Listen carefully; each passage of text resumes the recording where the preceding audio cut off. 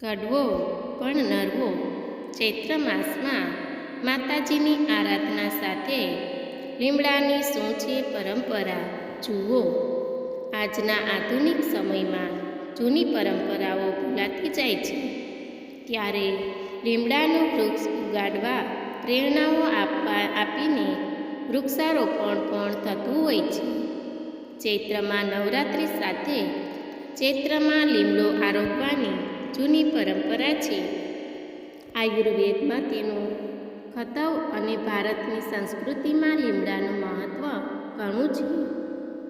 લીમડાનું નામ પડતાં જ ઘણા લોકોને કડવાશનો અહેસાસ થવા લાગે છે, પરંતુ લીમડાનું મહત્ત્વ અને તે પણ ચૈત્ર માસમાં નવરાત્રિની માતાજીની આરાધના સાથે લીમડાને આરોગવાનું પણ ઘણું મહત્ત્વ રહેલું છે. લીમડાને લઈને આયુર્વેદિક અને શાસ્ત્રોમાં ઘણું મહત્ત્વ દર્શાવવામાં આવ્યું છે. ત્યારે ચૈત્રમાં લીમડો આરોગવાની જૂની પરંપરાઓ છે, જે આજે પણ ઘણા ઘરોમાં પ્રસ્થાપિત થયેલી જોવા મળે છે. ત્યારે ચાલો જાણીએ લીમડાનું મહત્ત્વ ચૈત્રમાં કેમ. ચૈત્ર માસનો લીમડો. ચૈત્ર માસમાં માતાજીની આરાધનાનું જે રીતે મહત્ત્વ છે, તેવી જ રીતે ચૈત્ર માસનો સંબંધ કડવા લીમડા સાથે જોડાયેલો છે. ચૈત્ર માસ આવતાની સાથે જ કેટલાક ઘરોમાં કડવા લીમડાની આરોગવાની જૂની પરંપરા આજે પણ જોવા મળી રહી છે. ચૈત્રની નવરાત્રિમાં માતાજીની આરાધના થાય છે, તે જ રીતે ચૈત્રમાં લીમડાનો સંબંધ જોડાયેલો છે.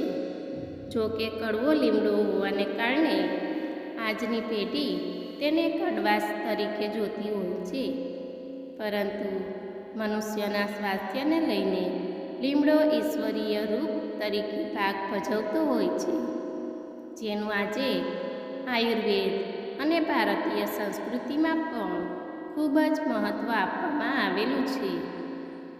જૂની પરંપરા મુજબ લીમડાનું મહત્ત્વ. સમગ્ર વિશ્વમાં કોરોના જેવી મહામારીમાં લોકોને ઉપચાર શું તે શોધવાની જરૂરિયાત ઊભી થઈ હતી. ત્યારે લીમડા વિશે જો જાણવામાં આવે તો ઘણા રોગોને લીમડાથી જ નષ્ટ કરી શકાય છે. આયુર્વેદિક ડૉક્ટર તેમજ દોશીએ જણાવ્યું હતું કે લીમડો સૌથી મોટું ઔષધીય વૃક્ષ છે. તેના પાંદડા, તેના મૂળ, તેની લીંબડીઓ કે તેની છાલ મનુષ્યને દરેક પ્રકારના રોગોમાંથી મુક્તિ આપે છે. લીમડાનો ધુમાડો કરવાથી મચ્છર જેવા જીવો નષ્ટ પામે છે. જ્યારે જૂની પરંપરા મુજબ ચોખામાં લીમડાને ડાળીઓ અન્ય જીવાતોથી બચવા માટે મૂકવામાં આવતી હોય છે. કેવા પ્રકારના રોગ લીમડો દૂર કરે. આજના આધુનિક સમયમાં લોકો ઉપચાર માટે ડૉક્ટર પાસે દોડીને જતા હોય છે, ત્યારે આયુર્વેદમાં લીમડાના વૃક્ષનું હોવું કે લીમડાના કોઈ પણ ભાગને આરોગવાનો શું ફાયદો હોય છે, તે જાણીએ તો આયુર્વેદ ડૉક્ટર તેજસ દોશીએ જણાવ્યું હતું કે લીમડાના મૂળથી ડાયાબિટીસ દૂર કરી શકાય છે, જ્યારે લીમડાની છાલથી ચામડીના અનેક પ્રકારના રોગોને દૂર કરી શકાય છે. લીમડાના પાન આરોગવાથી ડિહાઇડ્રેશન થતું નથી.